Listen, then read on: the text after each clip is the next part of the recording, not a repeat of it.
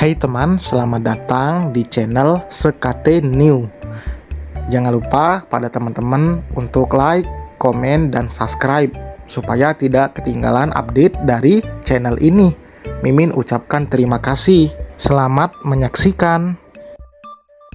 Terpaksa menikahi Pak Ustadz season 3 bab 126.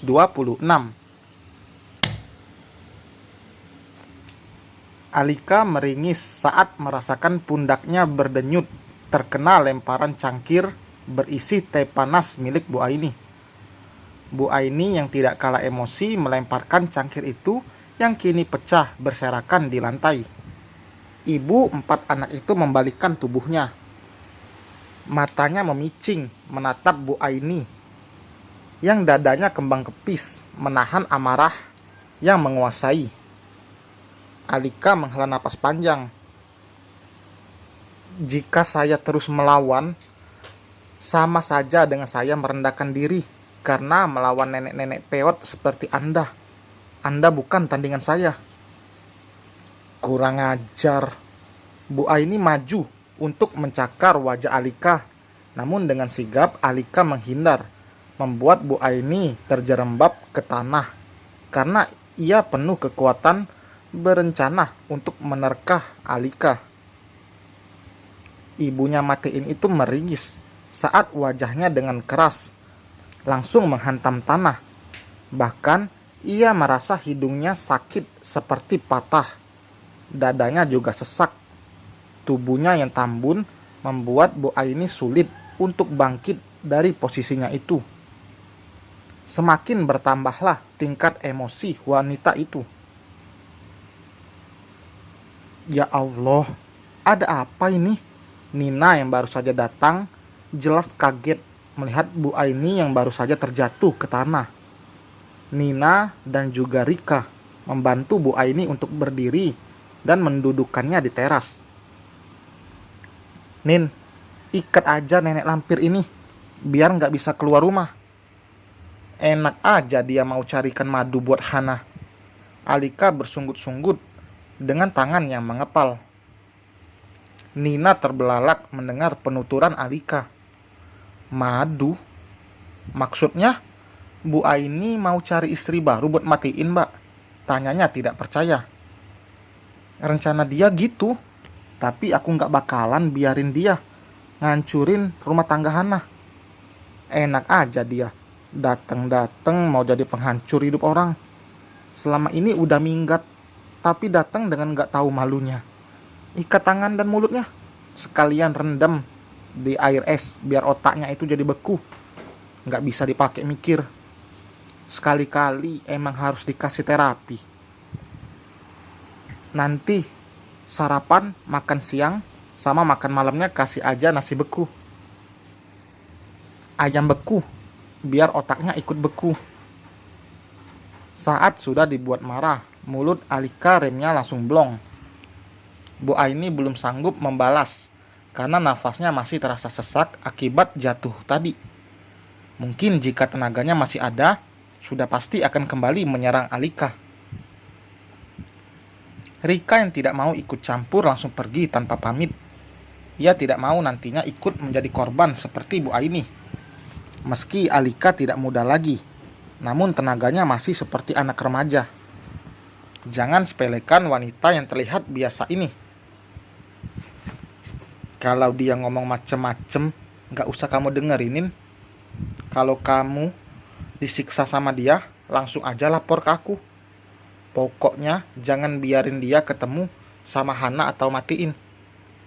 Dengan emosi yang masih membuncah, Alika meninggalkan tempat itu. Ia pulang ke rumahnya sebelum Matiin menemui Hana dan juga Matiin. Ini masalah serius yang harus dibicarakan.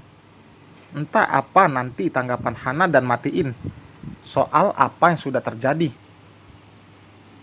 Jika dibiarkan, yang ada mungkin akan timbul masalah lain. Sampai di rumah Alika kaget karena ada suaminya. Padahal tadi pagi Syafiq mengatakan akan pergi ke Bandung.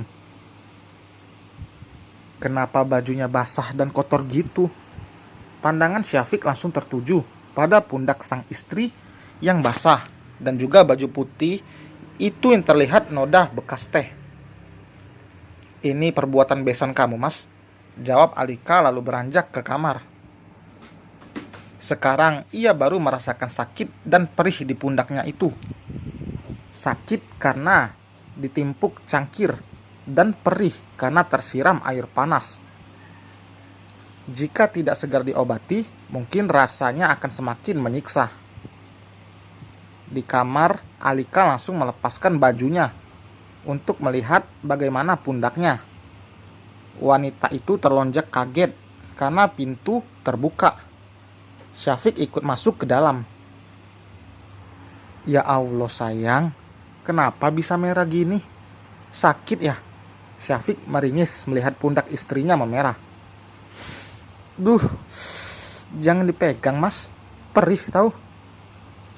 Maaf sayang, ini kenapa? Kena air panas. Dahi Syafiq berkerut. Kok bisa? Kamu kurang hati-hati. Ia mencecar istrinya sambil mencari salep di kotak obat. Bukan aku yang kurang hati-hati, tapi ibunya matiin yang kurang ajar. Alika bersungut-sungut saking emosinya. Sayang kok ngomongnya gitu? Syafiq menegur dengan lembut. Ceritanya nanti aja. Perih banget nih mas. Alika merengek. Ibu-ibu ini akan menjadi anak kecil di depan suaminya. Padahal tadi ia begitu garang melawan besannya. Iya, tahan sedikit ya. Syafiq mengoleskan salep sambil meniup bagian merah di pundak Alika agar rasa perihnya tidak terlalu terasa. Untung saja suaminya Alika itu Syafiq. Jika bukan, mungkin yang ada Alika bukannya diobati, malah dicecari banyak pertanyaan.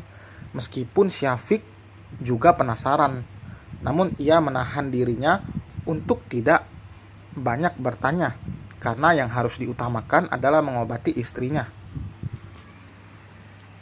Masih perih, nanti aja pakai bajunya. Lagian di rumah nggak ada orang. Anak-anak juga masih di rumah neneknya kan? Alika menolak saat Syafiq memberikan baju ganti. Sini, mas tiupin biar cepat sembuh.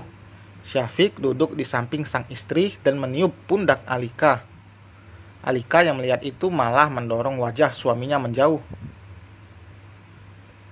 Mas, aku udah tua. Jangan digituin juga kali. Malu tahu. Kenapa harus malu? Lagian di rumah nggak ada orang. Anak-anak juga masih di rumah neneknya kan? Syafiq terkekeh sambil meniru kata-kata dan gaya bicara Alika. Dasar tukang plagiat. Aku bisa tuntut ya karena mas suka seenaknya comot kata-kata aku. Syafiq malah tertawa melihat wajah kesal istrinya. Amarah Alika yang tadinya membuncah, kini reda. Suaminya selalu bisa menenangkan Alika saat situasi seperti ini. Tuntut aja, tapi nanti dipenjaranya di hati kamu, terus didendanya pakai kasih sayang. Alika mencebik meski sebenarnya ia menahan senyum mendengar apa yang dikatakan Syafiq. Aduh, abah ini udah tua. Udah deh, jangan gombal gitu. Jangan atau lagi. Kalau senyum berarti mau lagi, goda Syafiq. Alika tidak bisa lagi menahan senyumnya. Kini bibir wanita itu melengkung membentuk senyum malu-malu. Tuh kan, senyum. Kalau gini makin cantik istri mas ini. Cantik, tapi udah tua. Lihat di bawah mataku aja udah kelihatan keriput. Alika refleks memegang bawah matanya. Apapun perubahan di diri kamu, kamu tetap paling cantik di mata mas. Syafiq menjawil hidung Alika gemas. Bohong banget. Nggak bohong kok. Kamu tuh kelihatan kayak umur 43 tahun loh. Mas, Syafiq tertawa lepas melihat istrinya merajuk. Maaf sayang, sama aja. Umur aku cuma 44, muda setahun. Apa-apaan? Bibir wanita itu mengerucut, menandakan kekesalan. Udah dong, jangan ngambek lagi. Pelangi di matanya hilang tuh. Duh, sekarang malah comot lirik lagu orang. Nggak modal banget sih. Kalau gombal itu yang kreatif dong. Masa plagiat terus punya orang? Nggak asik. Dan selesai teman, terima kasih telah mendengarkan. Jangan lupa like, komen, dan subscribe. Sampai berjumpa di bab berikutnya. Bye.